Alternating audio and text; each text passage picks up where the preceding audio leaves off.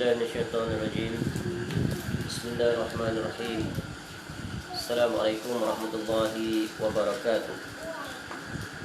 إن الحمد لله نحمده ونستعينه ونستغفره ونعوذ بالله من شرور أنفسنا ومن سيئات أعمالنا. من يهده الله فلا مضل له ومن يضلل فلا هادي له. وأشهد أن لا إله إلا الله وحده لا شريك له وأشهد أن محمدا عبده ورسوله.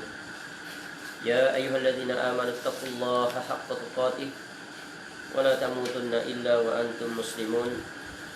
يا أيها الناس اتقوا ربكم الذي خلقكم من نفس واحدة وخلق منها زوجها وبث منهما رجالا كثيرا ونساء واتقوا الله الذي تساءلون به والأرحام إن الله كان عليكم رقيبا. يا أيها الذين آمنوا اتقوا الله وقولوا قولا سديدا يصلح لكم أعمالكم ويغفر لكم ذنوبكم ومن يطع الله ورسوله فقد فاز فوزا عظيما. أما بعد فإن أصدق الحديث كتاب الله وخير الهدي هدي محمد صلى الله عليه وسلم وشر الأمور محدثاتها وكل محدثة بدعة وكل بدعة ضلالة وكل ضلالة في النار. Allahumma inna nas'aluka ilman nafi'ah. Ya Allah, kami memohon kepada Engkau ilmu yang bermanfaat, wa rizqan thayyiba, dan rezeki yang baik, wa amalan mutaqabbala, dan amal yang diterima. Alhamdulillah, kita bersyukur kepada Allah Subhanahu wa taala dapat semula kita menyambung majlis pembacaan hadis-hadis Nabi sallallahu alaihi wasallam yang disusun dan dihimpunkan oleh Al-Imam Abu Isa At-Tirmizi rahimahullah, seorang ulama salaf yang lahir pada tahun 209 Hijrah dan meninggal pada tahun 279 Hijrah, iaitu sekitar umurnya 70 tahun. Dengan kitabnya yang sangat besar sekali faedahnya untuk mendekatkan diri kita dan mempertingkatkan kecintaan kita pada Nabi sallallahu alaihi wasallam, iaitu kitab yang diberi tajuk Syama'il Al-Muhammadiyah. InsyaAllah pada malam ini kita akan kembali menyambung bab yang ke-26, yaitu bab ma jaa fi sifati idami Rasulullah sallallahu alaihi wasallam. Itu bab yang menjelaskan tentang lauk pauk yang dimakan oleh Rasulullah sallallahu alaihi wasallam. Ya, apa sajakah makanan yang dimakan oleh Nabi sallallahu alaihi wasallam? Ya, di samping makanannya yang asasi yang disebut dalam hadis-hadis Nabi sallallahu alaihi wasallam, iaitu tentang roti yang sangat kasar, ya, roti yang terbuat daripada gandum yang kasar. Ya. Dan Nabi SAW lauknya itulah dia, yang bukan setiap hari ada di rumahnya, ya, sehingga disebut dalam hadis sebelum ini, sebulan rumah Nabi SAW tak pernah berasap, menunjukkan betapa, ya, sulitnya, susahnya hidup Nabi SAW dan keluarganya. Namun begitulah Nabi SAW memberikan contoh teladan yang teragung bagi kita, bahawa hidup di dunia ini ya bukan untuk makan, ya, bukan untuk makan memenuhi hawa nafsu, ya, makan sekadar perlu, ya, untuk kita memperkuatkan diri di dalam, iaitu menunaikan hak-hak Allah Ta'ala dengan melaksanakan apa yang Allah perintahkan dan meninggalkan apa yang Allah tegak. Jadi itulah dia tugas seorang, ya, yang beriman kepada Allah dan negeri akhirat. Baik, dalam bab yang ke-26 ini, ianya merupakan bab yang paling banyak sekali dipaparkan hadis-hadis Nabi sallallahu alaihi wasallam, hingga dimuatkan iaitu 32 hadis, ya, yang pelbagai penjelasannya, dan ada hadis yang berulang. Baik, iaitu menyebut perkara yang sama tapi melalui jalan periwayatan oleh para sahabat Nabi sallallahu alaihi wasallam yang berbeza. Pada malam ini kita akan sambung, di mana sebelum ini kita berhenti pada hadis yang ke-167. Ya, hadis yang ke-167, iaitu hadis yang terakhir, di mana, ya, daripada riwayat Abu Hurairah radhiyallahu an, ya, tentang Nabi SAW, ya, daripada penjelasan Abu Hurairah radhiyallahu an, di mana Nabi SAW pernah diberi daging, ya, daging apa ni? Iaitu dihidangkan daging, ya, daripada kaki depan, ya, dan semuanya itu Nabi SAW menyukainya, dan Nabi SAW mengambil, ya, dan kemudian Nabi SAW, ya, makan daging tersebut. Jadi Nabi SAW bila dihidangkan kepadanya, maka Nabi SAW akan menggigit daging yang dihidangkan dan Nabi SAW makan. Baik. Sekarang kita akan memasuki hadis yang ke 168. Hadis yang ke 168 untuk seterusnya hadis-hadis yang berbaki di dalam bab bab ini, iaitu bab yang ke-26. Baik. Syakir baca hadis yang ke 168. Bismillahirrahmanirrahim. Assalamualaikum ilaikum. Qala al-Imam Muhammad ibn Isa ibn Surah At-Tirmidzi rahimahullah ta'ala. حدثنا محمد بن بشار قال حدثنا أبو داود عن زهير يعني ابن محمد عن أبي إسحاق عن سعد بن إياض عن ابن مسعود رضي الله عنه قال كان النبي صلى الله عليه وسلم يعجبه الذراع قال وسم في الذراع وكان يرى أن اليهود سموه. Hadis yang ke-168 iaitu riwayat daripada Ibnu Mas'ud radhiyallahu anhu. Dia berkata Nabi SAW sangat menyukai iaitu daging di bahagian lengan. Telah diletakkan racun di dalam daging lengan itu, kemudian dihidang kepada Nabi SAW. Kemudian telah diberitahu kepada Nabi SAW bahawa orang Yahudi lah yang telah meracuni baginda sallallahu alaihi wasallam. Ini adalah salah satu peristiwa yang Allah Ta'ala uji Nabi SAW dengan kejahatan manusia. Siapa mereka ini? Dalam riwayat lain disebutkan orang-orang Yahudi. Salah satu kejahatan mereka adalah mencari jalan bagaimana untuk membunuh Nabi SAW. Bahkan mereka lebih jahat lagi daripada orang kafir musyrikin. Di mana mereka mencari jalan, apa saja jalan yang tersedia bagi mereka, maka mereka pasti akan mengambil kesempatan di atas itu. Dan peristiwa hadis ini adalah tentang peristiwa yang berlaku setelah peperangan Khaybar, iaitu di mana Nabi SAW telah mengepung kubu kuat di Khaybar, iaitu orang-orang Yahudi. Kemudian benteng yang kukuh Khaybar itu berjaya ditakluki satu persatu. Kemudian setelah berjaya menguasai Khaybar itu, kemudian ada di kalangan orang Yahudi itu, mereka mengirimkan seorang wanita Yahudi untuk menghidangkan makanan pada Nabi SAW. Dan mereka mencari tahu Nabi SAW ni suka bahagian mana daging kambing ini, sebab Nabi SAW suka kepada daging kambing. Lalu mereka mengetahui bahawa Nabi SAW suka bahagian lengan. Lalu wanita Yahudi ini yang diarahkan oleh orang Yahudi sebagai perwakilan, iaitu disebut dalam riwayat dia adalah seorang wanita bernama Zainab binti Al-Harith, iaitu seorang wanita Zainab binti Al-Harith. Lalu dia pun menghidangkan daging kambing tersebut, lalu dilumuri seluruh badan kambing tersebut dan dengan racun, dan yang paling banyak racunnya di bahagian lengan. Tu kambing kan ada kaki, tangan depan, belakang, betul kan? Nabi SAW suka. Jadi dia tahu bagaimana suka, di situ lah dia letak. Lalu ketika Nabi SAW dan para sahabat makan, lalu ini adalah mukjizat Nabi SAW. Lalu daging bahagian kaki depan itu atau lengan depan, dia berbicara pada Nabi SAW. Kerana Allah Ta'ala telah memberikan kemampuan pada lengan daging tersebut untuk berbicara dan memaklumkan pada Nabi SAW bahawa lengan bahagian depan itu mengandungi racun. Lalu Nabi SAW pun memuntahkan, berhenti daripada makan. Ada pun sahabat begitu juga, tapi ada di antara sahabat yang makan dah masuk ke dalam perut, akhirnya salah seorang daripada mereka itu meninggal dunia. Ini ada penjelasan panjang tentang kisah ini. Jadi Nabi SAW pun pernah mengeluhkan ketika saat-saat penghujung usia bahawa Nabi SAW merasakan kesan-kesan racun itu masih lagi terasa. Padahal Allah Ta'ala selamatkan, jaga Nabi SAW daripada wafat akibat diracun. Apatah lagi yang meracunnya adalah orang Yahudi, musuh ketat umat Islam sampai ke hari ini. Jadi Yahudi ini tak boleh dipercayai. Bagi makan rupanya nak meracuni orang.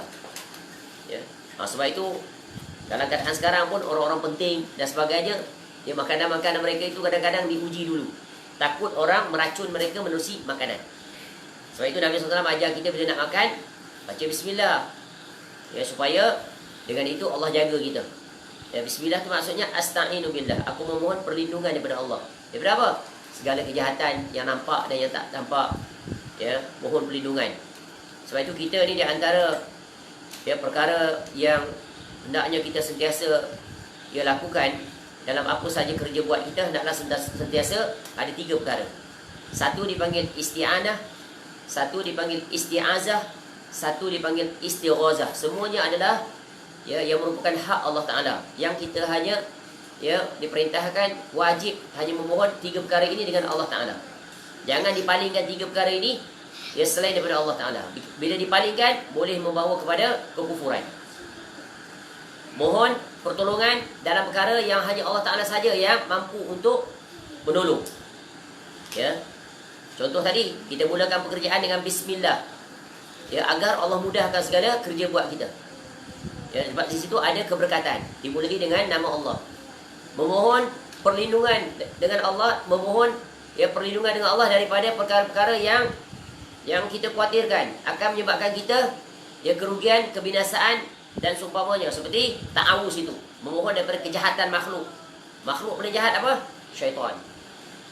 Ya, istighatsah iaitu memohon kepada Allah agar diangkat kesulitan, kepayahan. Tu. Ya, seperti hujan umpamanya. Ya, dilanda kemarau, musibah seperti Covid ni. Maka kita naklah istighatsah. Ya. Ya Allah, angkatlah kesulitan yang kami hadapi ini, musibah ini semuanya daripada Engkau ya Allah. Angkatlah kembali, ya. Kembalilah kami kepada keadaan asal, dalam keadaan boleh bergerak sana kemari tanpa halangan. Itu semuanya. Jadi Allah datangkan semua perkara ini tak lain dan tak bukan untuk kembali kepada Allah menerusi 3 jalan. Ya, tiada jalan lain. Ya. Akibat musibah yang Allah timpakan pada umat ini berlanjutan, berterusan sampai saat ini kerana manusia masih lagi belum kembali kepada Allah. Ya, padahal musibah itu semuanya daripada Allah. Sebab jalan keluar daripada segala musibah adalah kembali kepada Allah. Tubu ilallahi taubatan nasuha, al-inabah, kembali kepada Allah. Baik. Jadi peristiwa ini adalah peristiwa yang sangat berada dalam situasi yang sangat berbahaya kerana diracun. Ya, kita tidak mengetahui perkara itu, betul kan? Diracun, menerusi jalan sihir. Ya, perkara yang kita tak sedari dan kita tak ketahui. Sebab itu Islam mengajar protection. Ya, pendidik. Keluar rumah ada bacaan, singgah di satu tempat ada bacaan, ya. Zikir pagi petang ada bacaan untuk jaga kita daripada depan, belakang, atas, bawah, ya. Kiri, kanan, yang nampak, yang tak nampak. Itu semuanya doa-doa sebagai perisai, ya, daripada kejahatan al-ain, pandangan manusia. Banyaknya doa-doa. Jadi, ya, apabila kita meninggalkan perkara ini, bagaimana Allah akan jaga kita? Ya, sebab kesedaran kita terbatas. Kadang-kadang dalam keadaan kita berhati-hati macam mana pun, kadang-kadang kita terlupa, terlepas. Ya, terlepas, tak nampak. Sebab itu dengan bacaan-bacaan ini, dengan itu Allah menjaga kita. Ya, sebab itulah Nabi SAW ingatkan kita, ihfazillah yahfazka, ihfazillah tajidhu tujahaka. Baik, hadis ini menjelaskan tentang berkaitan dengan tajuk, iaitu Nabi SAW tahu. Ya, Nabi SAW suka makanan daging, iaitu di bahagian lengan. Maka orang jahat, ya, orang yang memiliki sifat dengki, iri, dia tahu kelemahannya di situ, maka dia pun melalui jalan tersebut. Tapi Nabi SAW adalah seorang Rasul yang dijaga oleh Allah, ya, maka terselamatlah. Tapi salah seorang sahabat Nabi SAW yang makan tu meninggal dunia, yang akibatnya kemudian si wanita ini dihukum, ya, lalu dia dihukum mati, bunuh. Sebab apa? Ya, nyawa dibalas nyawa. Adapun Nabi SAW, ya, Nabi SAW tak menjatuhkan hukuman pada wanita itu. Ya, tu. Jadi wanita tu bila ditanya oleh Nabi SAW, kenapa kamu buat begini? Letak racun di dalam makanan ni. Ya, lalu dia kata, seandainya engkau adalah raja, maka kami akan terbebas daripadamu. Maksudnya apa? Kalau kamu dia raja, bukan Rasul, kalau makan ni mesti mati. Jadi kami selamat daripada kamu. Ajaran kamu tu, maknanya kamu rasul palsu. Ya. Tapi seandainya engkau adalah Nabi, Rasul, maka Allah akan menjagamu. Yahudi ni dia tahu dah. Ya. Tak payah uji-uji setakat tu. Betul kan? Dah tahu dah Rasul tu benar. Masya Allah, ni jahat orang Yahudi. Dalil dah tegak. Ya. Dah diketahui Yahudi zaman sekarang dia tetap tahu bahawa Nabi SAW itu adalah Rasul yang diutus, penutup, tapi tetap degil. Ya. Bangsa yang paling degil, yang paling engkar pada Allah, Yahudi. Sebab itu kita dilarang bersekutu dengan orang Yahudi. Ya, itulah akidah al-wala wal bara. Sebab itu orang yang masuk Islam di kalangan orang-orang kafir, khusus di kalangan ahlul kitab, ya, yang sebelum itu mereka diutus Rasul, yang paling payah sekali masuk Islam orang Yahudi. Yang paling mudah masuk Islam orang Kristian. Sebab Nabi SAW sebut dah mereka itu lebih dekat. Tengok apa Hercules, Nabi SAW hantar surat. Dia hormat, dia ra'i. Ya. Dia memuliakan. Ya, delegasi Nabi SAW itu. Dihya Al-Kalbi radhiyallahu anhu dilayan dengan baik. Bahkan surat Nabi SAW disimpan dengan elok. Sebab itu kerajaan dia terjaga. Sebab dia jaga surat Nabi SAW itu. Sebab Nabi SAW pun ada keberkatan. Tapi Kisra pula. Kisra, dia koyak. Maka Nabi SAW kerajaan akan, Allah Ta'ala akan koyakkan kerajaan kamu. Kita koyak surat ni. Jatuh boleh. Dibunuh oleh anak dia kalau tak silap. Ya, akhirnya kemudian naik anak dia, kemudian nanti Umar radhiyallahu an akan menjatuhkan kerajaannya. Berusia siapa? Lupa dah. Siapa? Jenderal tentera Sa'ad bin Abi Waqqas radhiyallahu an. Baik. Masya-Allah.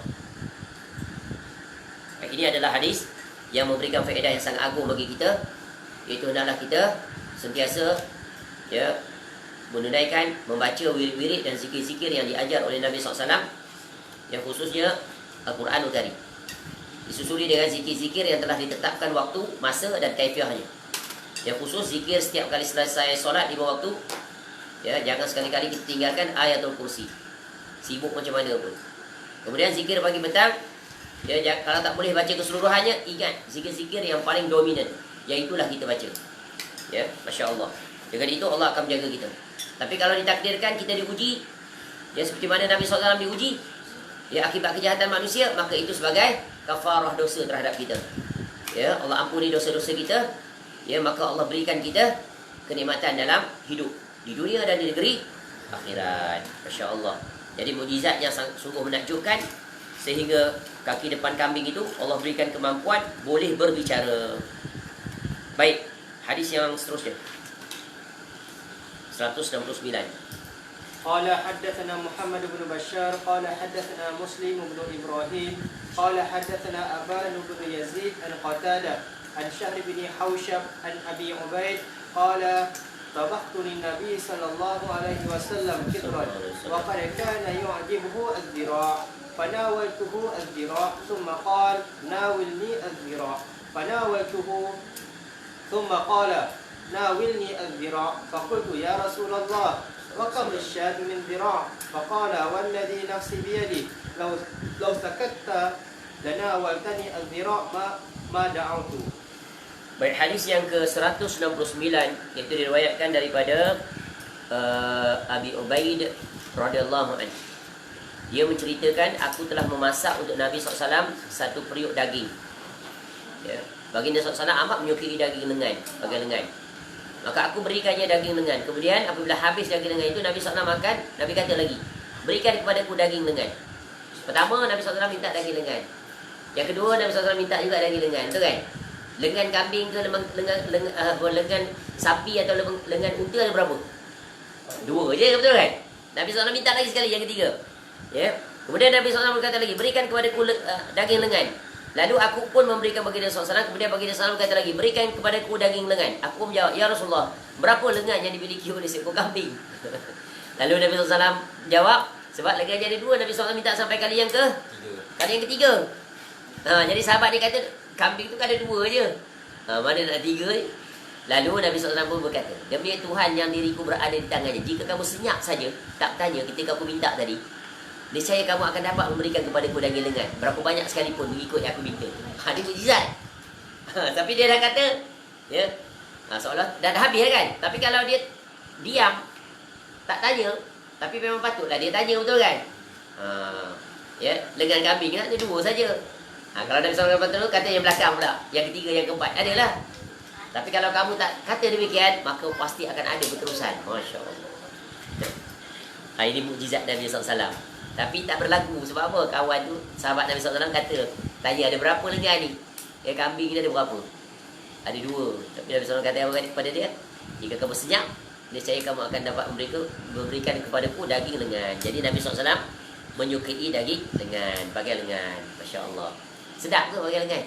Sedap. Masya Allah. Tangan. Bagi kaki bagi. Pada baring ni. Lam Sheng. Ha? Lem eh? Dia pakai apa? Lam Sheng. Lem sheng. Tak. Apa terus? Bahasa Inggeris dia kata apa? Teruskan hadis yang ke 170.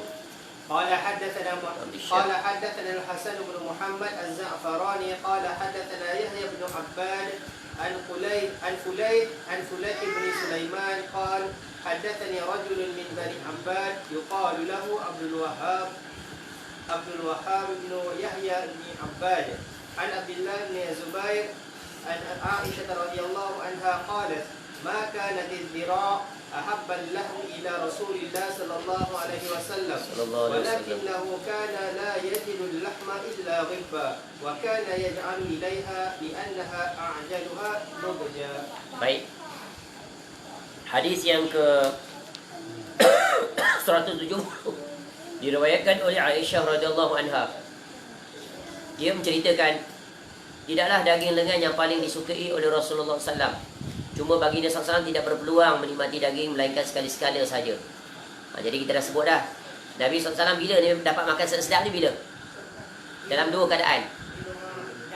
Bila Nabi SAW menghadiri jamuan, jemputan, atau orang datang bertamu rumah Nabi SAW. Tapi kalau Nabi SAW dengan keluarganya, maka tidak ada makanan.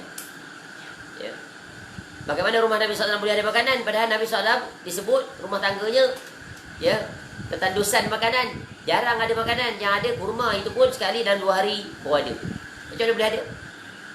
Sebab akan ada para sahabat yang datang membantu Nabi SAW untuk menyediakan makanan, ya. Atau Nabi SAW akan bertanya pada para sahabat, ya, yang boleh untuk melayan tetamu tersebut. Ketika mana Nabi SAW rumahnya tidak ada apa-apa. Faham? Ini dua keadaan. Ya, sebagaimana hadis. Kita baca hadis yang tidak ada di sini. Dia ada dalam kitab lain lah. Ya, bagaimana, ya, hadis menjelaskan rumah tangga Nabi SAW. Ya, bagaimana sifat Nabi SAW ketika orang datang untuk bertamu. Kalau tak ada makanan, Nabi SAW nak buat apa? Suruh balik je. Ya, minta maaf lah, rumah saya tak sedia makanan lah. Kalau tuan datang boleh minum air masak je lah. Tak, Nabi SAW sebut begini. Ya, hadis ini diriwayatkan daripada Abu Hurairah radhiyallahu anhu, dia berkata, Ja'a rajulun ila Nabi sallallahu alaihi wasallam faqala inni majhud fa arsala ila ba'di nisa'ih faqalat walladhi ba'athaka bil haqq ma indi illa ma masyaallah. Ya. Seorang lelaki datang pada Nabi SAW. Ya. Tuh, ja'a rajulun. Telah datang seorang lelaki kepada Nabi SAW. Kemudian dia berkata, ini majhud. Ya. Aku sedang mengalami kesusahan. Susah apa ni? Lapar. Tu. Ya. Lalu Nabi SAW pun tanya. Ya. Nabi SAW tanya kepada sebahagian isteri dia. Rumah Nabi SAW macam mana? Ada satu-satu kamar isterinya. Di sebelah masjid Nabi SAW. Rumahnya juga kat situ, kamar-kamar. Isteri Nabi SAW ada berapa orang? 11. Berapa orang yang wafat ketika Nabi SAW masih menjadi Rasul sebelum kewafatan Nabi SAW? 9. Tinggal 2. Tinggal 2. 2 yang meninggal. Siapa? Khadijah binti Khuwailid radhiyallahu anha dan Zainab. Zainab binti Jahsy atau Zainab binti seorang lagi radhiyallahu anha. Zainab binti apa seorang lagi? Allahu Akbar. Zainab binti Jahsy radhiyallahu anha satu lagi. Zainab tak ingat. Tapi salah seorang itu yang meninggal. Baik. Jadi Nabi SAW pun tanya sebahagian daripada isteri-isteri baginda SAW. Ya, lalu ya, fa arsala ila ba'di nisa'i faqalat wallazi ba'athaka bil haqq ma indi illa ma. Ya. Lalu kata isteri Nabi SAW, demi Allah yang mengutuskan, ya, engkau dengan kebenaran, ya, aku tidak memiliki apa-apa melainkan hanya air. Tu ada air je. Ya. Illa ma. Macam ada air je rumah kita ni. Isteri Nabi SAW. Summa arsala ila ukhra. Kemudian Nabi SAW bertanya pula pada isteri yang lain. Jawab macam tu juga. Semua orang isteri Nabi SAW ada air. Dah jumpa rumah orang di zaman sekarang ada air je. Makanan lain tak ada. Sulit kan? Kurang ada juga makanan. Ya, kurang adalah beras. Lauk tak ada tapi beras dia ada. Ya. Beras tak ada garam. Tak ada garam, ada gula. Rumah Nabi SAW, isteri-isterinya cuma ada air je. Ya. Tu. Ya, faqalat misla zalik. Itulah ucapannya sama seperti isteri yang tadi. Hatta kulna kulluhunna misla zalik. Ya. Tu. Tidak ada demi Allah yang mengutus engkau dengan kebenaran. Aku tidak memiliki satu apa pun selain air tadi. Nabi SAW bertanya lagi, bersabda. Ya. Siapakah yang bersedia menjamu tetamu ini pada hari ini? Ya. Man yudhifu hadzal lailah. Ya. Tu. Nabi SAW tanya. Tapi sebelum itu kata apa? Hatta qulna kulluhunna misla zalik la wallazi ba'athaka bil haqqi ma indi illa ma. Faqala Nabi SAW, isteri Nabi SAW semua jawab yang sama, cuma ada air je. Lelaki tadi lapar. Ya. Iaitu majhud, kesusahan ni, kepayahan. Ya. Faqala Nabi sallallahu alaihi wasallam, lalu bersabda Nabi SAW, man yudhifu hadzal lailah. Nabi SAW tanya, ya, siapakah yang bersedia menjamu tetamu ini pada malam ni? Nabi SAW tak boleh nak menjamu. Tak ada apa di rumah. Rumah isteri semua tak ada. Ya. Lalu faqala rajulun minal ansar. Ada seorang lelaki ansar. Dia pun kata, aku. Ana ya Rasulullah. Aku sanggup. Ya. Fantalaqa bihi ila rahlih. Faqala li amra'atih. Akrimi dhaifa Rasulullah SAW. Ya. Maka lelaki itu pun, ya, berangkatlah bawa tetamu tadi itu ke rumah dia. Lalu dia berkata kepada isteri dia, muliakanlah tetamu Rasulullah SAW ini. Tengok para sahabat. Ya, segera menyahut. Sebab Nabi SAW minta tamu. Nabi SAW, siapa nak tolong ni? Okey, segera mereka. Segera menolong. Tak adalah kita, engkau lah dulu, engkau lah. Tak. Sebab apa? Ini pelajaran penting. Dalam berbuat kebaikan, jangan berkira, jangan berdengki. Asyik aku je kena. Sebab apa? Setiap orang yang berbuat dia dapat pahala. Ini kena penyakit dengki. Ya. Asyik kita je kena suruh. Tu kalau dalam rumah lah contoh. Ya, asyik kita je kena suruh pergi kedai. Dia relax aja. Itu menunjukkan keistimewaan kita, sebab tu dia suka disuruh. Mudah disuruh, mudah untuk menerima. Ya, dapat pahala. Ingat, apa saja yang kita buat dapat pahala. Peduli apa orang. Dia nak duduk, tak nak buat apa-apa, itu urusan dia. Nanti dia menyesal negeri akhirat. InsyaAllah. Ini banyak pelajaran hadis. Ya. Dalam satu riwayat lain dia berkata pada isterinya. Ni yang nak melayan tadi ni, Ansar ni. Dia kata apa? Wa fi riwayatin qala li amra'ati.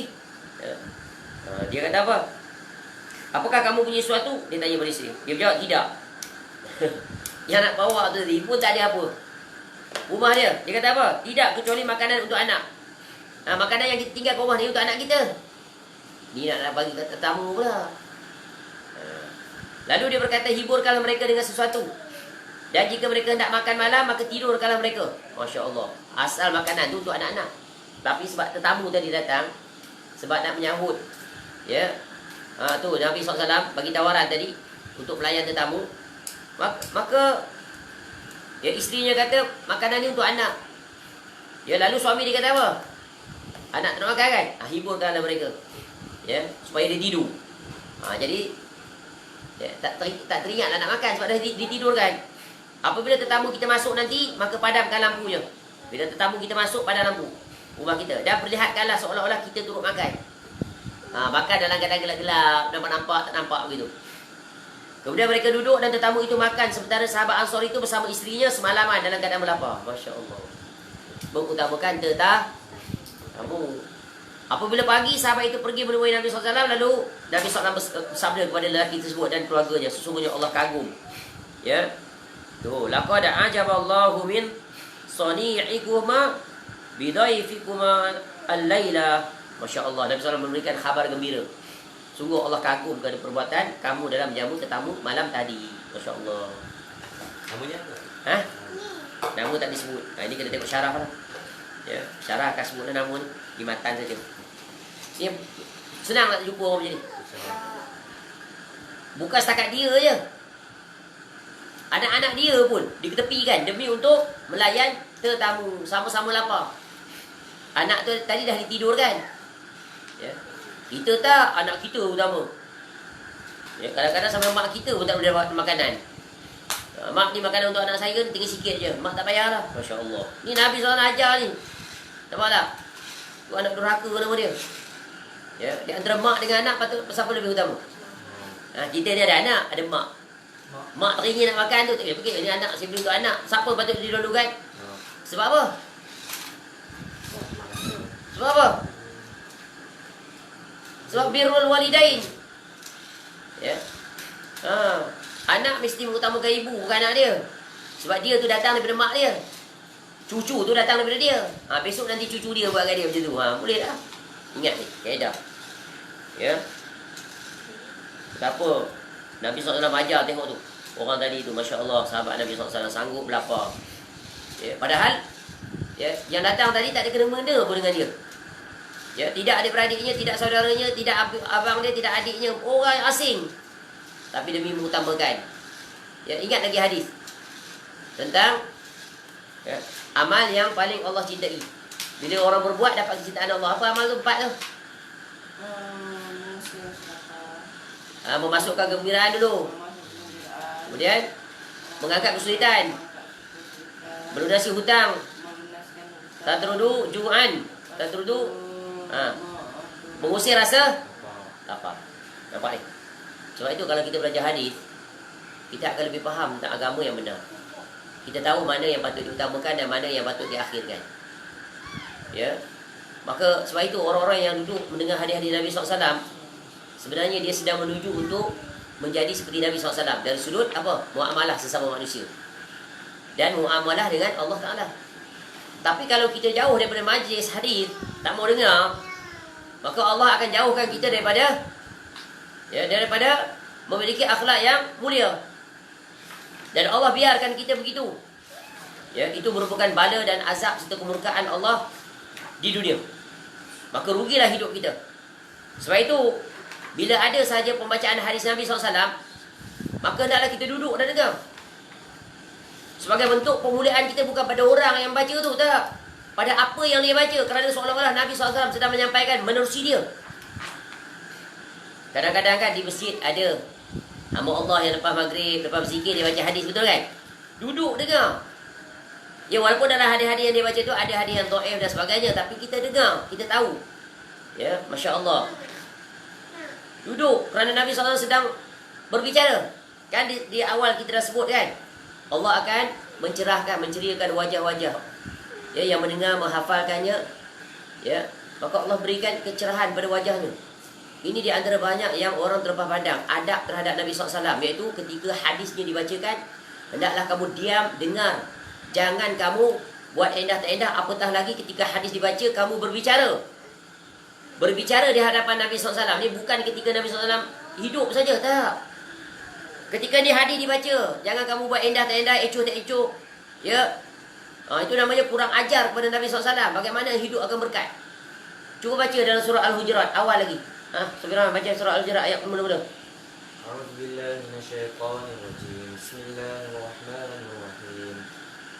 Ya ayyuhalladzina amanu la tuqaddimu baina yadayillahi wa rasulihi wattaqullaha innallaha samii'un 'aliim. Ayat kedua.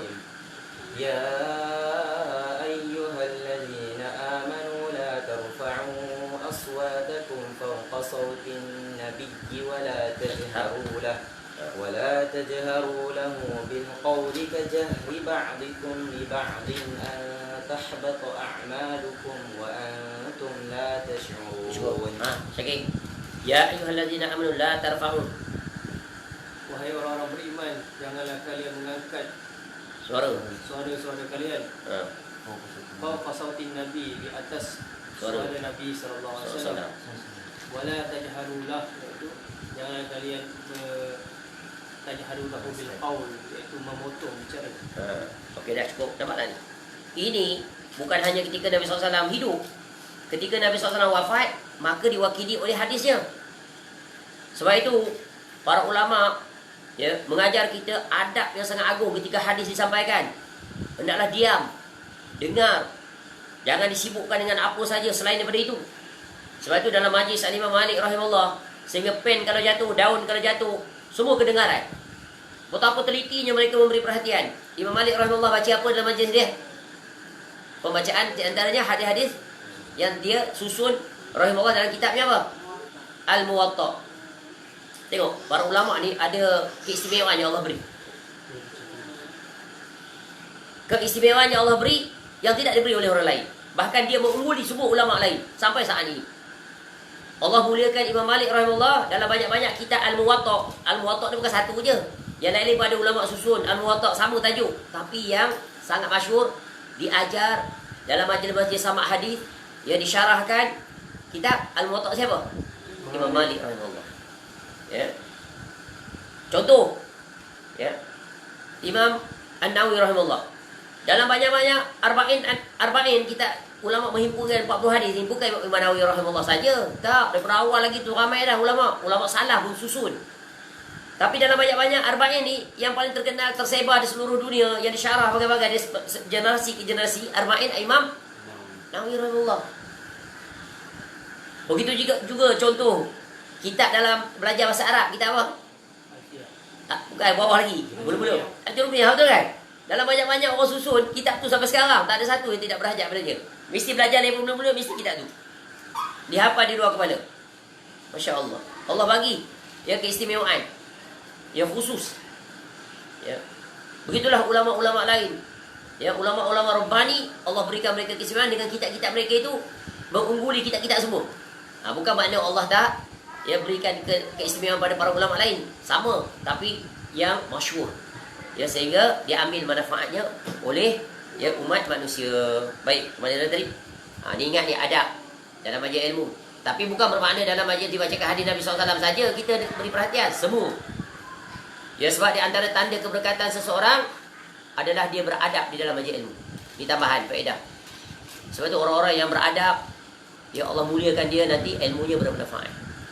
Ada orang yang menuntut bertahun-tahun, ya, khusus jurusan agama, tapi bila dia selesai agama itu yang dia belajar tak mendatangkan manfaat bagi dia. Apa dia? Buktinya langsung ilmu yang dia pelajari itu dia tak ajar kepada orang. Satu pun dia tak ajar. Tapi dia disibukkan dengan urusan dunia. Padahal ketika dia pergi belajar, tujuannya untuk apa? Nanti dia keluar, dia selesai, dia jadi seorang alim, dia balik untuk liyunziru qaumahum idza raja'u ilaihim la'allahum yahzarun. Allah sebut dalam surah Taubah tu, hendak sebagian ada di kalangan kamu, bukan semua pergi berjihad, tapi hendaklah ada di kalangan kamu yang keluar untuk menuntut ilmu. Liyunziru qaumahum, agar nanti kamu balik, kamu peringatkan mereka dengan qala Allah wa qala Rasul. Tapi tiba-tiba balik mengajar atau tidak? Atau ada yang balik mengajar tapi mengajar benda yang menyimpang. Ni dua jenis. Satu dia langsung tak mengajar. Dia tersibukkan dengan urusan dunia, cari duit siang malam. Padahal dia baca hadis-hadis Nabi SAW tu. Kalau dia baca hadis-hadis dalam bab Ar-Raqa' tentang kezuhudan yang dihimpun oleh para ulama, ataupun dalam kitab Al-Zuhud, ataupun dalam kitab Sahih Bukhari dan sebagainya, pasti dia akan jumpa bab-bab yang berkaitan dengan tercelanya dunia. Dia dah baca semua dah, tapi dia tinggalkan kewajipan dia. Ya. Boleh jadi businessman yang hebat, korporat, tapi hendaklah dia ada masa dia untuk mengajar. Kalau tidak, nanti dia akan dipertanyakan oleh Allah Ta'ala. Ya kan? La tazulu qadama 'abdin yaumal qiyamah hatta yus'al. Tidak akan berganjak kaki anak Adam sebelum dia ditanya tentang 4 perkara. 4 perkara yang paling utama. Ya, tentang apa? An ilmihi fima fa'ala. Ilmu dia tu kamu buat apa? Kamu dapat ilmu menuntut jurusan syariah, jurusan hadis, jurusan tafsir, ya, jurusan syariah, jurusan usuluddin, usul fiqh, ya, macam-macam jurusan, pelbagai. Tapi balik-balik satu pun dia tak ajar.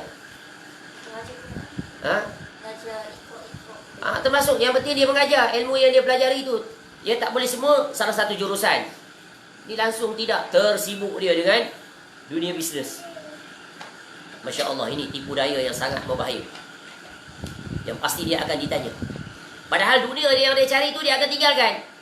Tapi ilmu itu akan berkekalan. Betul kan? Ilmun yantafa'u bih. Sebab itu para anbiya tidak mewarisi dinar dan dirham. Apa yang mereka wariskan? Al-ilm. Itu dia. Ya, Masya Allah, ini peringatan keras bagi orang-orang yang menuntut ilmu, tapi ilmunya tidak disebarkan, ilmunya tidak disampaikan. Dan yang lebih parah, ilmu yang dia pelajari tak dia amalkan. Bahkan dia menyelisihinya pula. Ini peringatan keras. Ya, dan orang-orang yang berilmu ni besar tanggungjawab dia. Banyak jurusan yang dia boleh mendapat kemurkaan Allah. Dia gunakan ilmu untuk meraih keduniaan, untuk meraih penyokong, untuk meraih populariti. Dia menyampaikan tujuan untuk riak. Ini lagi binasa. Ataupun dia menyampaikan ilmu yang lari daripada landasan kebenaran. Dia tak berani menegur masyarakat. Dia tak berani melawan mainstream.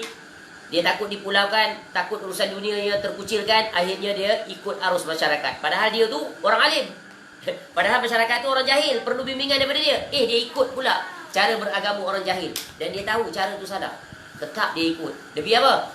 Untuk keselamatan dunianya. Takut dipulaukan, takut dituduh macam-macam. Ini bukan ringan ni. Ya, baik, kembali. Teruskan hadis yang seterusnya. Hadis yang berapa? 170. Hadis 171. Baik. قال حدثنا محمود بن غيلان قال حدثنا أبو أحمد قال حدثنا مسعار قال سمعت شيخا من فهم قال سمعت عبد الله بن جعفر رضي الله عنه يقول سمعت رسول الله صلى الله عليه وسلم يقول إن أطيب اللحم لحم الظهر. Hadis yang ke-171 diriwayatkan daripada Abdullah bin Ja'far radhiyallahu anhu. Dia mendengar Nabi SAW bersabda, sesungguhnya daging yang paling enak, yang paling sedap ialah daging di bahagian belakang. Ini bahagian daging lain yang Nabi SAW sebut. Ya. Tu. Dalam satu anggota tubuh badan tu banyak tempat yang dagingnya sedap, betul kan? Jadi Nabi SAW sebut bahagian yang lain yang sedap, iaitu apa? Bahagian belakang. Bahagian belakang dia panggil daging apa? Tengkuk. Belakang. Bukan belakang badan dia, tulang angka belakang tu. Bahagian yang paling lembut lah. Tulang belakang. Batang pinang. Batang pinang dekat ni, bukan dekat tangan. Bukan. Belakang tu ya. Baik, teruskan. Sama dah maksud dia hadis tadi. Hadis 172. Ya, hadis bahagian lain pula bahagian belakang. قال حدثنا سفيان بن وكيع قال حدثنا زيد بن الحباب عن عبد الله بن المؤمل عن ابن أبي مليكة عن عائشة رضي الله عنها أن النبي صلى الله عليه وسلم قال نعم الإدام الخل. Baik. Hadis ini pun kita dah pernah dengar sebelum ni Iaitu hadis yang diriwayatkan daripada isteri Nabi SAW, Aisyah radhiyallahu anha. Nabi SAW bersabda, sebaik-baik lauk pauk adalah cuka. Ya, al-khal. Ini pun sudah berlalu penjelasan tentang cuka sebagai penyedap rasa. Nasi tu tak rasa apa? Betul kan? Contoh kalau kita makan nasi, Nabi SAW makan apa? Roti. Ya, letak cuka di atasnya. Alhamdulillah ada juga penyedap rasa daripada roti kosong saja. Bersyukur. Jangan kita kata Allah, dia kicap je nasi. Jangan begitu. Sebab apa? Ada orang yang langsung makan nasi tak ada kicap. Betul kan? Ada orang langsung tak makan nasi. Sebab tu Nabi SAW sebut, dalam urusan dunia bandingkan dengan orang yang berada di bawah kamu. Niscaya kamu tidak akan meremehkan nikmat-nikmat Allah. Ya. Tu. Man asfala minkum unzuru. Ya, man asfala minkum wa fawqakum. Unzuru man asfala minkum wa Wa ya. Unzuru, perhatikan. Ya, dalam urusan dunia ni, tengok orang yang berada di bawah kita. Sebab apa? Dengan itu akan datang rasa syukur. Jadi sebab itu kaedah Islam mengajar dalam urusan dunia banding bawah, bukan banding atas. Kalau banding atas apa jadi? Stres. Kalau tak tercapai, stres. Ya, kalau tak mampu, stres. Kemudian kalau banding dengan atas, akhirnya kita lupa tentang kewajipan kita kepada Allah. Tersibukkan dengan dunia. Dunia dikejar, dicari, dikumpul, ditimbun, tak pernah cukup. Dan ini akhirnya mengakibatkan kebinasaan pada orang tersebut. Ya. Tu. Jadi bila banding dengan orang bawah, maka akan datang sifat syukur. Betul kan? Alhamdulillah ya Allah. Ya, walaupun aku ada anak seorang lah. Kalau nak ada 5. Kalau boleh dapat sepasang, lelaki perempuan. Dapat lelaki je. Syukur ya Allah. Gira sebelah seorang anak tak ada. Kan? Lepas tak? Nikmat tak? Ya Allah, aku dia ada motor je. Itu pun motor asyik rosak je. Ya. Alhamdulillah ya Allah. Ya, kawan aku tu tak ada motor langsung. Dia nak pergi kerja pun tumpang orang. Tu nampak. Yang ada motosikal, syukur ya Allah. Ya. Kawan aku naik basikal aja pergi kerja. Yang ada basikal, syukur ya Allah, aku ada basikal. Dia jalan kaki je pergi kerja. Yang jalan kaki pula, syukur ya Allah, boleh juga aku jalan kaki pergi ke tempat kerja. Yang dia tak ada kaki. Dah. Nampak tak? Maka dia saya kamu tak akan meremehkan nikmat Allah. Jadi ingat, hidup ni jangan mengeluh. Jangan merungut. Ni Allah uji dengan Covid ni, jangan merungut. Ya. Tapi manusia memang sifat dia merungut tu kan. Allah, ingat-ingat dapatlah lamsam 6,000. Rupanya 500 sebulan. Syukur pada Allah. Walaupun tak boleh keluar lamsam EPF, orang-orang ada juga boleh keluar 500 sebulan. Ada orang langsung tak boleh keluar. Apa pun tak ada, kosong mangga dalam EPF. Kalau ada pun barangkali EPF, tengok tu statistik apa yang dikeluarkan oleh KWSP. 45% pencarum cuma ada yang memiliki simpanan akaunnya 5,000 je. 5,000 ke bawah, 45%. Masya Allah. Tak tahu macam mana boleh ada sikit macam tu. Ya?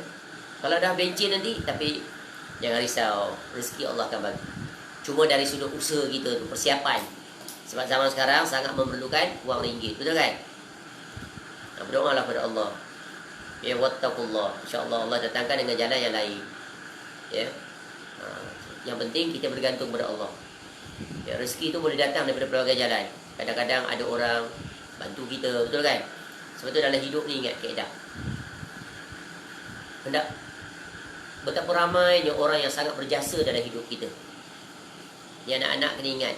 Sebab tu Islam ajar ni pada anak-anak, kepada bagaimana bentuk bukti dia, bentuk dia berbakti kepada kedua ibu bapa dia, sama ada ketika hidup apatah lagi ketika mati, iaitu hendaklah dia menyambungkan hubungan ukhuwah Islamiah dengan orang-orang yang ada hubungan dengan ayahnya atau maknya.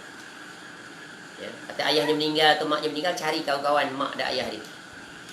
Atau orang yang ada hubungan dengan mak atau ayah. Sebab apa? Sebab kawan-kawan mak atau ayah dia atau orang-orang lain tu dulu waktu hidup ayahnya atau ibunya banyak membantu dia. Betul kan?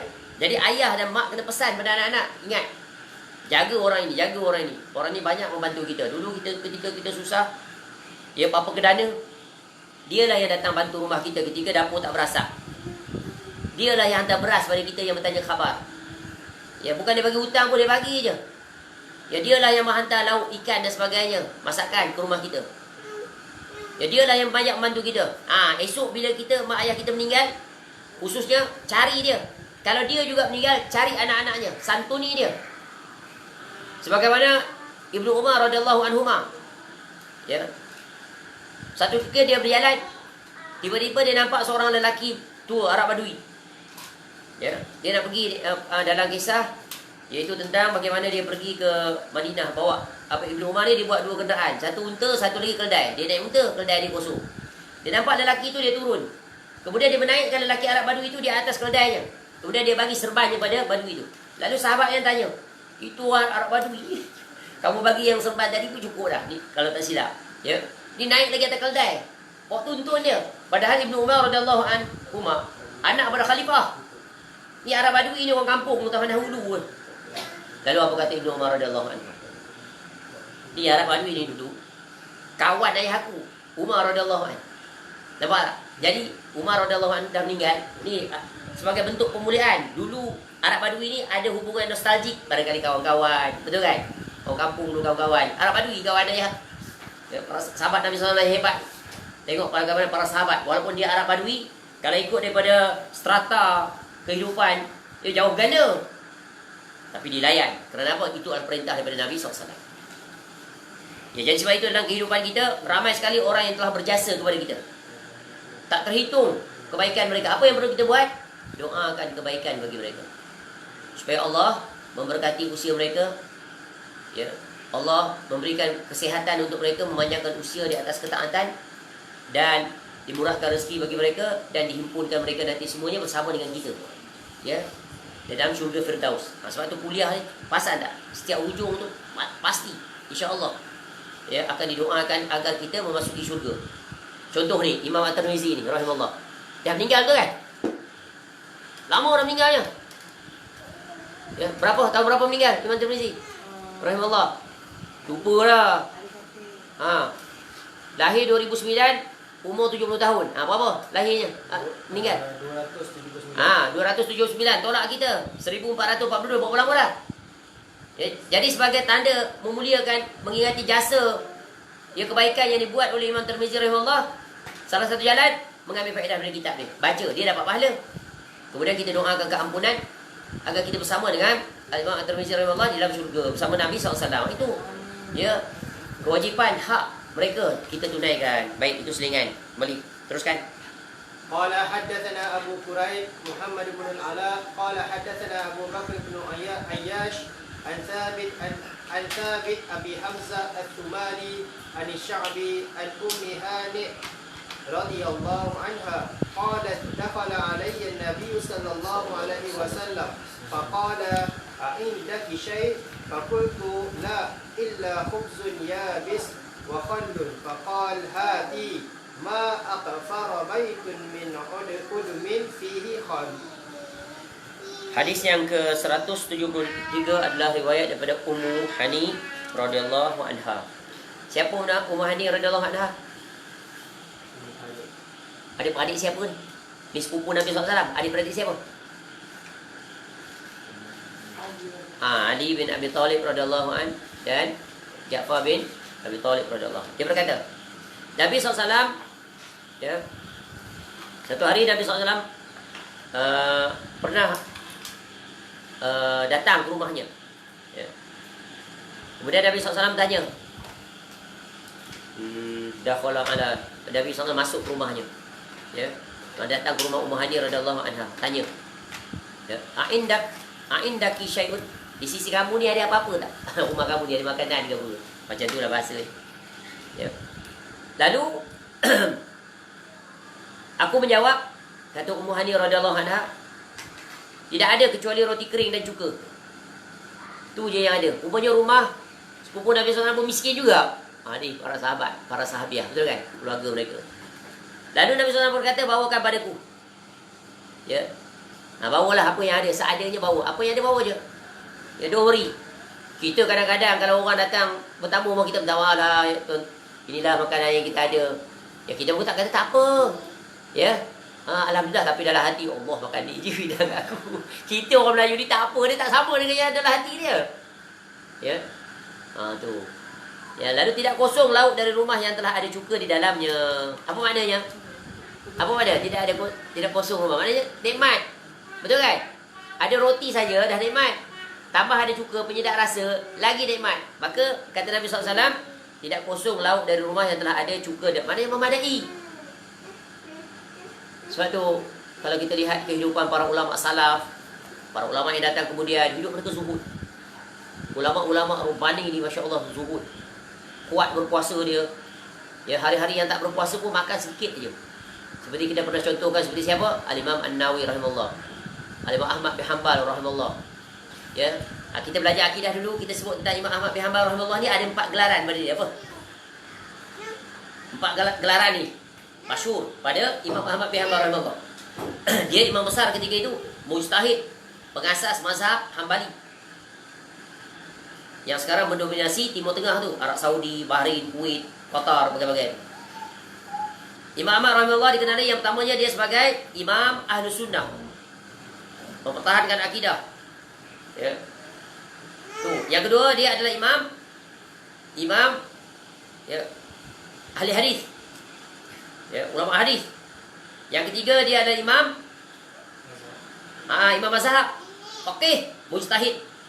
Yang keempat dia adalah imam dalam kezuhudan. Tu zuhud. Masya-Allah. Itulah imam-imam yang datang seterusnya. Sebab itu orang-orang yang zuhud ni menakjubkan kehidupan mereka. Zuhud. Sebab itu para ulama menulis buku-buku menjelaskan biografi ulama-ulama zuhud sepanjang zaman. Bagaimana cara hidup mereka. Contoh di antara mereka yang zuhud itu seperti ulama yang dekat di zaman kita, yang telah meninggal, ulama yang hebat, masya-Allah, alim Rabbani seperti Syekh bin Baz rahimahullah. Zuhud, banyaknya membantu orang. disedari atau tidak disedari, dalam keadaan terang-terangan atau dalam keadaan yang sembunyi, yang rahsia, Masya Allah. Ya. Cuba tengok seperti Syekh Mubil rahimahullah, zuhudnya rumah dia saja terbuat daripada tanah. Daripada tanah rumah. Tak ada perabot, tak ada apa kelengkapan mewah seperti orang. Ya, Masya Allah. Biografi para ulama yang menjadi contoh teladan untuk orang-orang di zaman sekarang khususnya. Baik. Terus. قال حدثنا محمد بن المثنى قال حدثنا محمد بن جعفر قال حدثنا شعبة عن عمرو بن مرة عن مرة الحمداني عن أبي موسى الأشعري عن النبي صلى الله عليه وسلم قال فضل عائشة على النساء كفضل الثريد على سائر الطعام.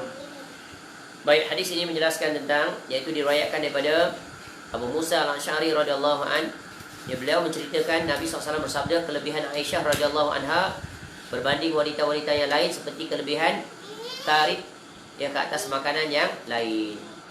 Jadi bukan bermakna ya tidak ada wanita yang lebih utama daripada Aisyah radhiyallahu anha, tapi ini di antara kekhususan, keistimewaan isteri Nabi SAW berbanding wanita-wanita yang lain.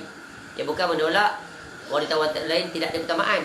Contoh di antara isteri-isteri Nabi SAW, ada di antara mereka yang memiliki keistimewaan yang tidak dimiliki oleh isteri-isteri yang lain. Ya. Contoh Aisyah radhiyallahu anha, apa istimewa dia berbanding dengan isteri Nabi SAW yang lain? Apa istimewa dia? Sarah. Dia adalah dikawini oleh Nabi SAW dalam keadaan dia satu-satunya. Ya. Gadis. Ya, perawan, tak pernah dinikahi oleh sesiapa. Adapun isteri Nabi SAW yang lain semuanya pernah berkahwin. Ya, bukan sekali, bukan 2 kali, bahkan 3 kali. Bukan 3 kali bersuami. Ya, ada. Seperti siapa? Khadijah binti Khuwailid radhiyallahu anha. Ya, Khadijah binti Khuwailid radhiyallahu anha memiliki apa keistimewaannya? Apa keistimewaan isteri Nabi SAW ni? Cepat jawab. Apa keistimewaan Khadijah binti Khuwailid radhiyallahu anha berbanding isteri lain? Yang pertamanya, dia adalah isteri yang pertama Nabi SAW. Dia mengorbankan seluruh harta bendanya untuk dakwah Nabi SAW. Dialah yang memberikan semangat pada Nabi SAW. Dialah wanita yang pertama yang menerima Islam. Daripadanya lah keturunan Nabi SAW kekal sampai sekarang. Apa lagi? Banyak. Dan Nabi SAW sebut Abdul Nisa ya ahli jannah Khadijatu bintu Khuwailid wa Fatimatu bintu Muhammad SAW. Kemudian siapa?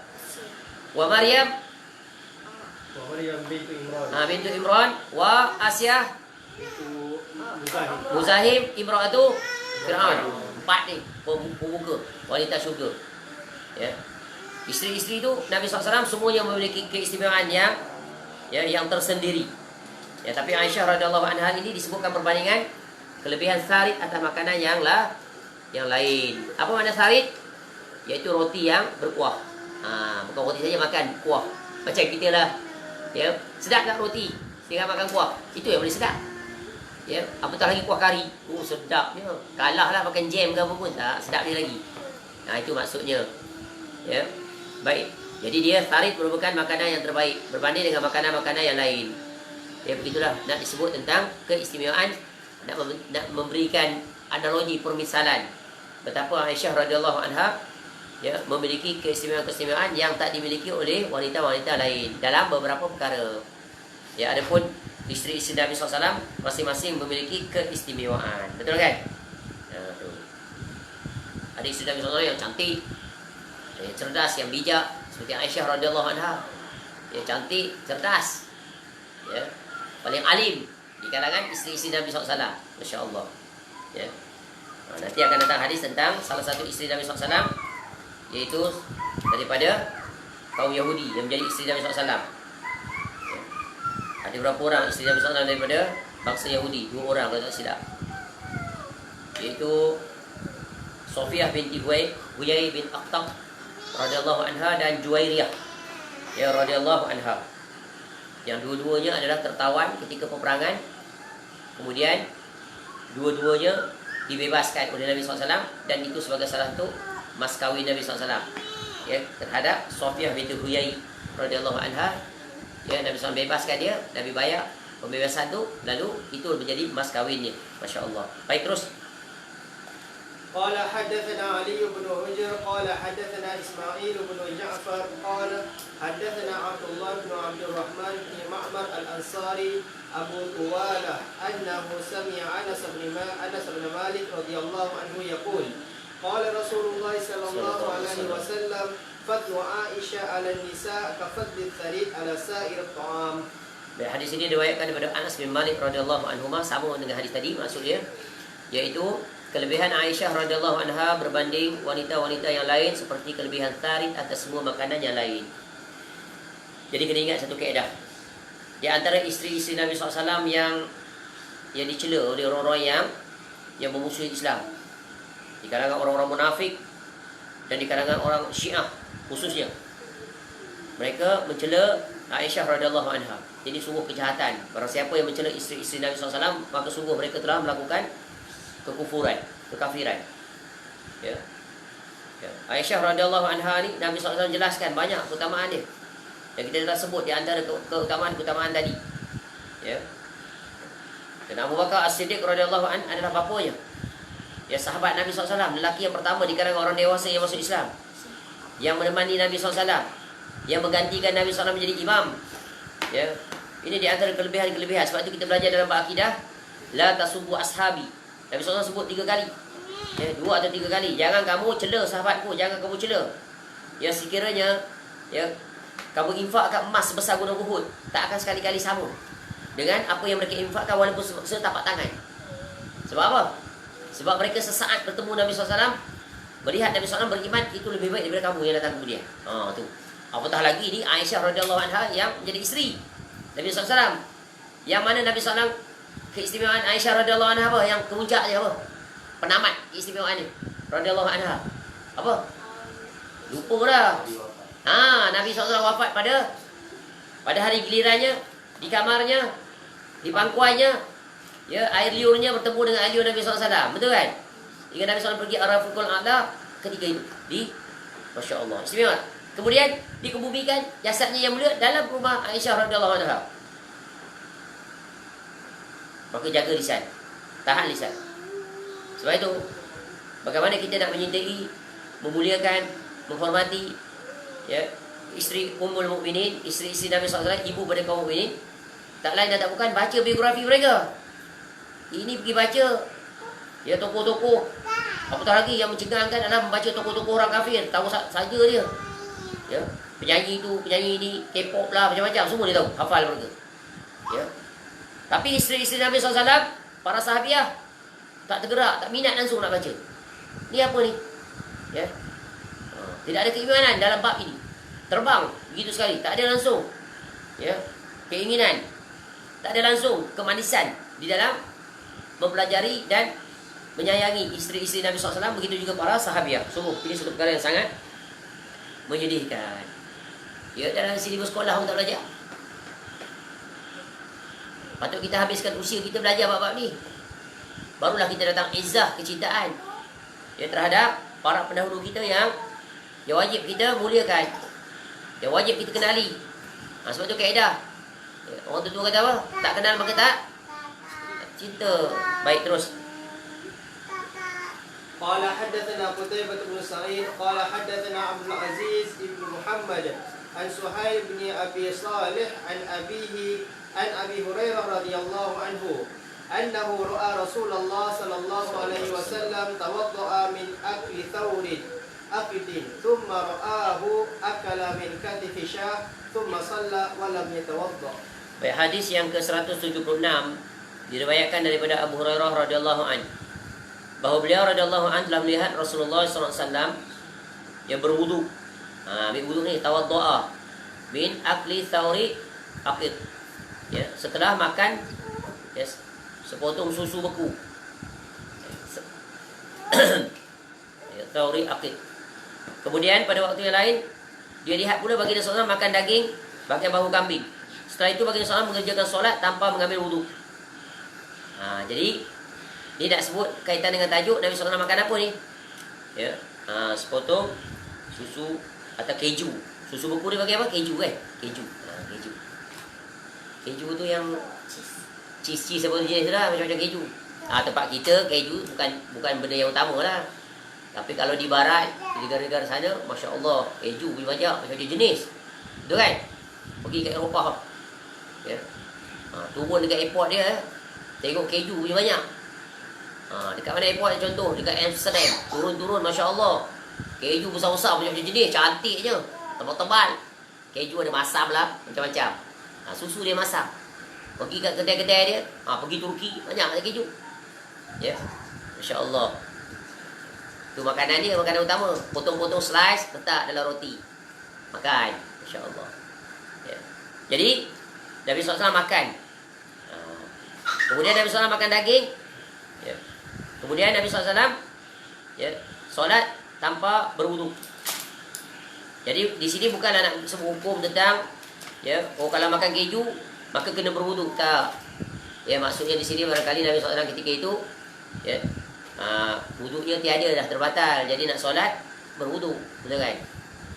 Tapi dalam bab daging kambing ni ada pelajaran. Nanti dalam hadis yang lain barangkali tidak di sini tentang makan unta. Makan unta, maka para ulama bahas, ya, maka makan unta Nabi SAW berwudu. Maka di situ ulama kata daging unta tu sebagai salah satu pembatal wudu. Tu dalam mazhab, kata Islam, dalam mazhab Hambali dia ada perbahasan.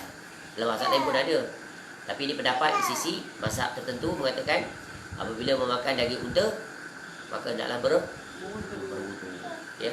Sebab daripada situ mereka istimewa hukum, maknanya di antara pembatal wudu adalah makan daging unta. Unta dia ada penceritaan dia juga. Ya, tentang unta. Masya Allah.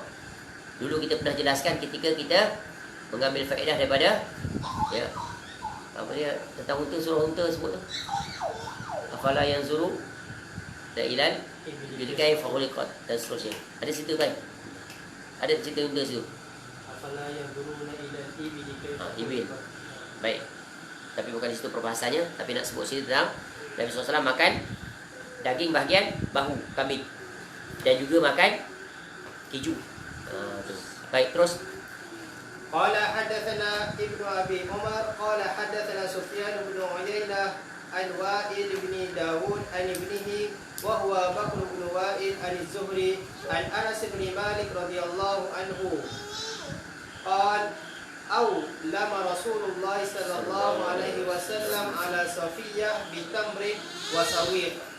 Baik, hadis ini diriwayatkan daripada Anas bin Malik radhiyallahu an. Beliau menceritakan bahawa Nabi SAW, ya, mengadakan walimah, iaitu kenduri, untuk perkahwinan baginda SAW dengan Safiyah. Ya, Safiyah Ummul Mukminin, Safiyah binti Huyai bin Al-Akhtab radhiyallahu anha, dengan buah tamar dan sawiq. Ya, bukan sawit, sawiq. Bukan sawit, ada juga sawit, tak sawiq. Sawiq ni apa? Iaitu makanan yang dibuat daripada tepung gandum. Tu. Jadi dalam hadis ini menjelaskan beberapa perkara, iaitu Nabi SAW berkahwin, maka Nabi SAW buat kenduri. Jadi disunahkan untuk, ya, buat kenduri bagi orang yang berkahwin. Sebab apa kena buat kenduri? Sebagai bentuk tanda syukur dan untuk pemakluman, iklan aku dah kahwin ni, bagi orang tahu. Ya, dan itu adalah hari kebahagiaan bagi pasangan.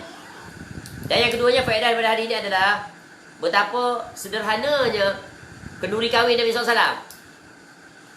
Ya. Apa yang ada kenduri kahwin Nabi SAW simple sangat. Iaitu hanya makanan yang dihidangkan adalah, iaitu apa? Buah tamar, kurma aja, dan sawiq. Ya. Tu.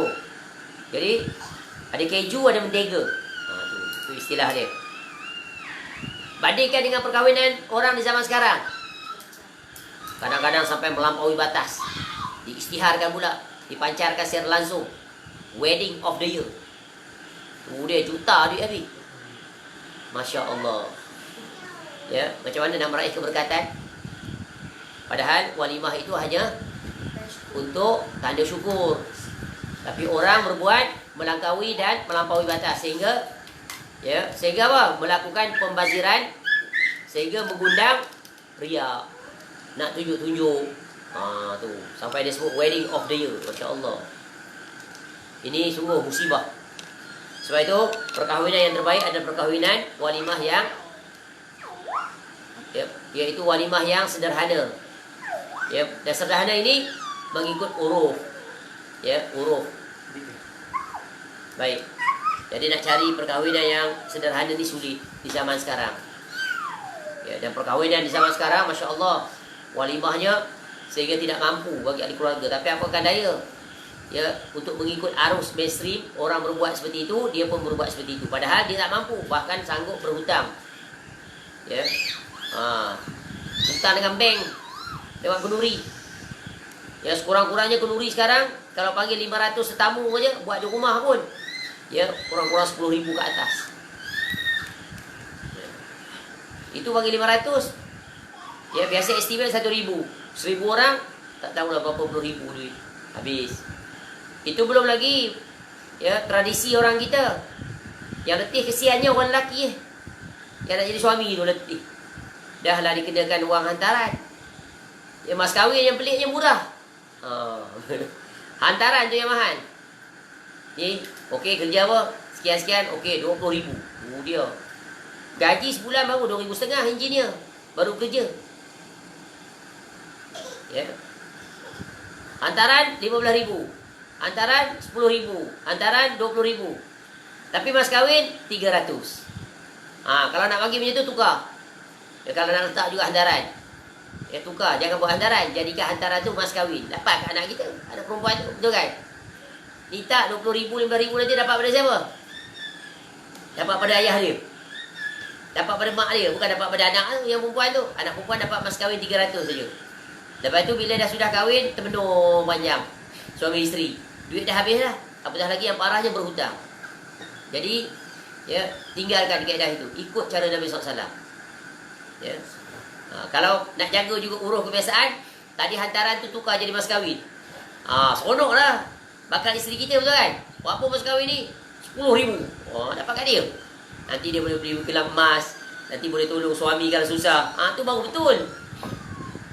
Atau begini, ada juga hantaran 15,000, tapi nanti mak ayah dapat duit tu bagi pada anak, bagi balik. Sebab tu mak ayah ni kena buat persiapan, ada duit untuk kenduri kendara. Tapi kalau dia buat bersederhana, maka tidak ada masalah. Ya. Kalau mak ayah kaya tak apa, 10,000 habis tak apa. Nanti duit tu bagi pada tu menantu kita dan anak kita. Tu anak kita, menantu kita, bagi kat dia duit tu balik. Dia sama ada dalam bentuk wang ataupun kita beli kelengkapan keperluan dia. Dia tak ada kenderaan, kita beli kenderaan untuk dia pergi kerja. Dia nak sewa rumah, duit tak cukup, ada deposit apa, kita bagilah. Tadi duit hantaran tu dapat kat kita, betul kan? Itu budaya orang Melayu, bukannya daripada Islam. Tengok Nabi SAW berkahwin dengan siapa ni? Sofiyah binti Huyai bin Al-Akhtab radhiyallahu anha. Padahal Sofiyah radhiyallahu anha ni adalah salah seorang ummul mukminin yang terpandang mulia, salah seorang anak daripada pemuka orang-orang Yahudi. Ni, ya, dia asal ditangkap, kemudian diberikan kepada Dihyah Al-Kalbi radhiyallahu anhu sebagai hamba. Lalu datang salah seorang sahabat Nabi SAW tegur, tak patut bagi kat dia tu, patutnya bagi kat kau ya Rasulullah. Sebab dia kan wanita terpandang. Nabi SAW setuju dengan pendapat dia. Lalu pergi sebut pada Dihyah, ambil hamba lain, yang tu bagi pada Nabi SAW. Lalu Nabi SAW sebut kepada Sofiyah radhiyallahu anha, ya, apa Nabi SAW sebut? Nabi SAW ambil Sofiyah radhiyallahu anha dan membebaskannya, serta menjadikan pembebasan dirinya sebagai mahar untuknya. Ya. Dan walimah Nabi SAW dengan Sofiyah radhiyallahu anha sangat simple. Kita kalau buat kenduri macam ni di zaman ni, Allah kedekutnya. Dia tak panggil langsung adik-beradik. Tu buat sederhana. Tapi ada orang yang buat demikian. Ya, setelah selesai kahwin, dia buat kenduri kat masjid aja. Orang datang solat zuhur contohnya, solat maghrib, makan lah. Cukup. Ini sungguh, ya, bersederhana sekali sesuai dengan sunnah Nabi SAW. Jadi ini adalah mujahadah tahap tinggi, yang berusaha untuk mencontohi Nabi, perkahwinan Nabi SAW. Dan isteri Nabi SAW, Sofiyah ini radhiyallahu anha, sungguh, ya, isteri yang luar biasa. Ini keistimewaan dia yang tak dimiliki oleh isteri lain. Sehingga dia lebih mengutamakan Nabi SAW daripada dirinya. Pernah satu ketika Nabi SAW sakit, ya, ketika Nabi SAW sakit, isteri-isteri Nabi SAW pun berkumpul, ya, berkumpul di keliling Nabi SAW. Lalu Safiyah radhiyallahu anha yang ada dalam bersama dengan isteri-isteri yang lain radhiyallahu anha, radhiyallahu anhum ni ramai-ramai. Lalu berkata Safiyah radhiyallahu anha, demi Allah, wahai Nabi Allah, aku ingin apa yang engkau deritai itu menjadi deritaku. Apa maksud dia? Biar dia yang sakit. Isteri lain tak sebut, dia seorang sebut. Sebab apa? Cinta sayang daripada Nabi SAW. Sangat-sangat. Di keistimewaan dia. Isteri lain pun sayang. Sebab sayang seseorang itu, dia sayang. Tapi ada special dia, yang kelebihan dia daripada dia. Ya, dia sebut begitu. Lalu dia dengar oleh isteri-isteri yang lain. Radhiyallahu anhu. Apa kata isteri lain? Ya. Lalu mereka memandang, bagi isyarat. Macam apa? Macam tu lah kita. Macam sinis lah, pandangan sinis terhadap ucapan isterinya tadi tu, Safiyah radhiyallahu anha. Kemudian apa kata Nabi SAW? Nabi lihat perlakuan isteri-isteri Nabi SAW yang lain tu. Apa kata Nabi SAW? Berkumurlah kamu. Sebut pada isteri lain, pergi berkumur. Lalu terkejut isteri-isteri Nabi SAW yang lain tu, yang berbuat demikian. Ya, berkumur untuk apa? Lalu Nabi SAW menjawab, dari isyarat mata kalian terhadapnya, demi Allah dia adalah benar. Nampak tu? Jadi isteri-isteri Nabi SAW ni kan, isteri, walaupun mereka tu isteri Rasul, tetap ada perasaan cemburu. Wanita hebat macam mana pun, isteri Nabi SAW ada cemburu. Apatah lagi isteri kepada bukan Nabi SAW, lagi kuat cemburu. Ya. Sehingga Aisyah radhiyallahu anha menyatakan dia sangat cemburu pada siapa? Pada Khadijah binti Khuwailid radhiyallahu anha. Lalu Nabi SAW sebut tentang keistimewaan dia. Masya Allah. Baik, bijaknya Nabi SAW dalam mengurusi konflik rumah tangga. Tu. Nabi SAW sangat adil. Tapi Nabi SAW meraihkan keistimewaan dan kelebihan isteri masing-masing. Dan Nabi SAW suka puji isterinya. Ya, isteri-isteri Nabi SAW. Baik, terus. قال حدثنا الحسين بن محمد البصري قال حدثنا الفضيل بن سليمان قال حدثنا فائد مولى عبيد الله بن علي بن أبي رافع مولى رسول الله صلى الله عليه وسلم قال حدثني عبيد الله بن علي عن جدته سلمى أن الحسن بن علي وابن عباس وابن جعفر رضي الله عنهم أتوها فقالوا لها اصنعي لنا طعاما مما كان يعجب رسول الله صلى الله عليه وسلم ويحسن أكله فقالت يا بني لا تشتهيه اليوم قال بلى اصنعيه لنا قال فقامت فأخذت من شعير فطحنته ثم جعلته في قدر وصبت عليه شيئا من زيت ودقت الفلفل والتوابل فقربته إليهم فقالت هذا مما كان يعجب رسول الله صلى الله عليه وسلم ويحسن أكله. Baik, diriwayatkan daripada Salma radhiyallahu anha, dia menceritakan Hasan bin Ali radhiyallahu anhuma, Hasan bin Ali anak beliau radhiyallahu anhuma, Ibnu Abbas radhiyallahu anhuma dan Ibnu Ja'far radhiyallahu anhu datang dan berkata kepadanya, kamu masaklah untuk kami makanan yang amat disukai oleh Rasulullah SAW, dan baginda SAW memujinya. Kalau makanan yang Nabi SAW suka, Nabi akan puji, betul kan? Kalau tak suka, Nabi buat apa? Nabi SAW diam, tak berkata apa-apa. Salma radhiyallahu anha menjawab, wahai anak-anakku, ya, kamu tidak akan menyukainya lagi hari ini. Ya. Sebab apa? Kerana hari ini makanan telah mewah dan manusia terbiasa makan yang sedap. Maknanya makanan tadi tu, ya, mereka dah terbiasa makan sedap. Padahal makanan tadi makanan sedap dah, tapi ada yang sedap. Tu. Jadi istilahnya pada mereka tak sedap. Ya, tapi pada orang-orang yang tak terbiasa dengan makanan-makanan mewah, itu sudah memadai dan cukup sedap. Ya. Macam kita lah. Kita makan rumah, contoh di rumah, biasa dah makan udang ketam. Tiba-tiba orang kampung datang. Kita hidang makan udang dan ketam. Sedap tak pada dia? Sedap kita? Sedap, biasa je. Tu. Orang yang tak pernah jumpa makanan tu, sedap je. Jadi menjadi pelajaran. Kalau ada orang-orang susah, orang kampung, adik-beradik kita datang yang susah-susah, kita hidang makanan yang dia tak pernah makan. Ya. Dan dia boleh makan makanan tu. Sebab ada orang yang makanan sedap tapi tak boleh makan, alergi. Hidang makanan, masak sedap pada dia. Barangkali dia tak pernah makan, ya, siakap 3 rasa. Kita beli siakap, kita buat 4 rasa, 5 rasa kat dia. Ya, siap dengan buah-buahan dan sebagainya. Dia rasa Masya Allah, nikmatnya. Tu. Ya, baik. Jadi mereka menjawab, Tidak begitu, masaklah untuk kami. Salma radhiyallahu anha pun bangun mengambil tepung bali lalu mengulinya. Ambil tepung, uli, kemudian memasukkannya dalam periuk. Setelah itu beliau menuangkan sedikit minyak atasnya. Memasukkan lada dan rempah ratus. Kemudian beliau radhiyallahu anha menghidangnya pada mereka dan berkata, inilah makanan yang disukai oleh Rasulullah SAW dan baginda SAW memujinya. Jadi, ya, masak makanan yang Nabi SAW suka. Inilah dulu Nabi SAW suka makanan ni. Ya, campur rempah ratus. Ni banyak dia punya apa? Apa tu? Penyedap rasa, betul kan? Masakan yang sedap seperti ini. Nabi SAW suka dan Nabi SAW puji. Disunahkan untuk memuji orang yang memasak. Sedapnya makanan ni. Ya, Masya Allah. Sebab apa? Sebab tukang masak kerjanya nanti susah, betul kan? Duduk di dapur. Ya, setiap hari duduk di dapur. Sepanjang usia jadi isteri, tak pernah pencin. Isteri ini adalah pekerja yang paling teruk di dunia. Mengalahkan Perdana Menteri. Perdana Menteri ada hari cuti, ada gaji, ada pembantu, ada allowance. Isteri ada cuti tak kerja dia? Tak pernah cuti. 24 hours non-stop.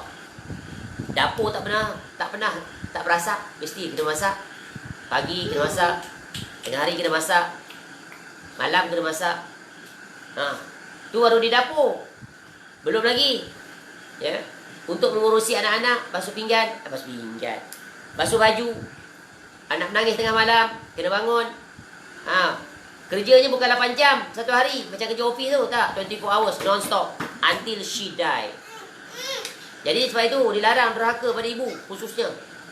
Sebab tu Nabi SAW tanya, ya sahabat, tu amal yang paling utama apa? Ibu. Dia kali baru ayah, taat pada ibu. Jangan menyakiti ibu. Faham? Ya. Jangan duduk saja je, tunggu waktu makan je. Tolong. Jangan disuruh datang, mak, nak tolong ni. Nak tolong potong bawang, nak potong apa cili, biar saya buat. Saya sidai baju. Saya kemas ruang tamu. Yang seorang lagi itu ini. Jadi tak berdeki. Jangan begitu. Tengok ni, Nabi SAW dia menjelaskan bagaimana. Tengok ni apa Salma radhiyallahu anha menyediakan makanan yang disukai oleh Nabi SAW. Baik, terus. قال حدثنا محمود بن غيلان قال حدثنا أبو أحمد قال حدثنا سفيان عن الأسود بن قيس النبيح الأنزي عن جابر بن عبد الله قال أتانا النبي صلى الله عليه وسلم في منزلنا فذبحنا له شاه فقال كأنهم علموا أننا نحب اللحم وفي الحديث قصة. Hadis diriwayatkan oleh Jabir bin Abdullah radhiyallahu anhu. Beliau menceritakan Nabi SAW datang menziarahi kami di rumah. Lalu kami menyembelih seekor kambing untuk baginda SAW. Lalu baginda SAW berkata seolah-olah mereka mengetahui bahawa kami sememangnya menyukai daging. Baik, hadisnya sama, teruskan. قال حدثنا ابن أبي عمر قال حدثنا سفيان قال حدثنا عبد الله بن محمد بن عقيل أنه سمع جابرا قال سفيان وحدثنا محمد بن المنكدر عن جابر قال خرج رسول الله صلى الله عليه وسلم وأنا معه فدخل على امرأة من الأنصار فذبحت له شاة فأكل منها وأتته بقناع من رطب فأكل منه ثم توضأ للظهر وصلى صلى الله عليه وسلم ثم انصرف فأتته بعلالة من علالة الشاة فأكل ثم صلى العصر ولم يتوضأ. Baik, diriwayatkan daripada Jabir bin Abdullah radhiyallahu an, beliau radhiyallahu an menceritakan Rasulullah SAW keluar dari rumahnya pada suatu hari dan aku bersamanya. Jadi mengikuti Nabi SAW. Kemudian Nabi SAW masuk ke dalam rumah seorang perempuan Ansar. Ya, maknanya orang perempuan Ansar itu jemput Nabi SAW makan. Lalu perempuan itu menyembelih seekor kambing untuk baginda SAW. Baginda SAW pun memakannya. Perempuan itu membawa pula pada baginda SAW satu pinggan kurma dan baginda SAW pun memakannya. Kemudian baginda SAW mengambil wuduk dan menunaikan solat zuhur. Setelah itu baginda SAW berlalu pergi. Kemudian perempuan tadi membawa kepada Nabi SAW ya saki-baki daripada daging kambing tadi. Baginda SAW makan, kemudian baginda SAW mengerjakan solat asar tanpa mengambil wuduk. Baik, ini adalah tentang bagaimana Nabi SAW bertamu di rumah ya wanita Ansar ya dengan disediakan makanan, iaitu Nabi SAW. Ya, tengok orang Arab ni sembelih kambing bukan sembelih ayam. Cepat tak? Cekap tak dia buat kerja? Cekap.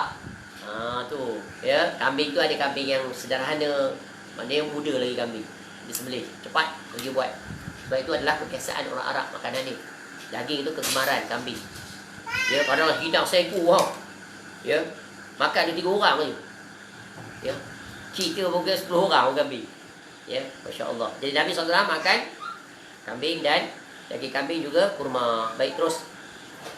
قال حدثنا العباس بن محمد الدوري قال حدثنا يونس بن محمد قال حدثنا فليح بن سليمان عن عثمان بن عبد الرحمن عن يعقوب بن أبي يعقوب عن أم المنذر رضي الله عنها قالت دخل علي رسول الله صلى الله عليه وسلم ومعه علي ولنا دوال معلقة قالت فجعل رسول الله صلى الله عليه وسلم يأكل وعلي معه يأكل فقال رسول الله صلى الله عليه وسلم لعلي مه يا علي فإنك ناقح قالت فجلس علي والنبي صلى الله عليه وسلم يأكل فقالت فجعلت لهم سلقا وشعيرا فقال النبي صلى الله عليه وسلم لعلي من هذا فأصيب فإن هذا أوفق لك.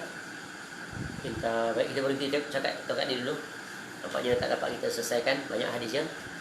InsyaAllah panjang umur, subuh besok kita akan sambung dan menyelesaikan hadis yang berbaki di dalam bab, iaitu bab ini. Itu bab yang berkaitan dengan lauk pauk Nabi SAW. Ya. Kemudian akan disusuli dengan bab yang seterusnya, iaitu bab yang berapa sekali baca itu? Bab baru, bab yang ke-27 tentang wuduk Nabi SAW. Betul? Babu maja'a fi sifati wudu'i Rasulullah SAW indak ta'am. Ya, kita makan. Baik, cukup setakat itu. Mudah-mudahan bermanfaat. Semoga kita dapat mengambil faedah-faedah penting daripada apa yang telah dijelaskan daripada hadis-hadis yang kita bacakan untuk majlis kita, majlis yang kali ini. Baik, insyaAllah yang mudah-mudahan bermanfaat. Semoga Allah Ta'ala memberikan kita kefahaman dan menambahkan kecintaan kita yang sangat dalam pada Nabi SAW dan berusaha untuk mencontohi Nabi SAW. Semoga Allah Ta'ala menghimpunkan kita bersama dengan Al-Imam At-Tirmizi rahimahullah, ya, di dalam syurga bersama Nabi SAW, ma'alladzina an'amta alaihim minan nabiyyin was-siddiqin wasyuhada'i was-salihin wa hasuna ulaika rafiqa. Wallahu a'lam. Segala kebaikan semuanya kembali kepada Allah. Alhamdulillahilladzi bi ni'matihi tatimmus shalihat. Segala kesilapan, ya, kesalahan, semoga Allah Ta'ala membimbing kita ke arah kebenaran dan kebaikan. Subhanakallahumma wa bihamdika asyhadu an la ilaha illa anta astaghfiruka wa atubu ilaik. Sallallahu ala nabiyyina Muhammad wa ala alihi washabbihi wasallam. Wa akhiru da'wana alhamdulillahi rabbil alamin. Assalamualaikum warahmatullahi wabarakatuh.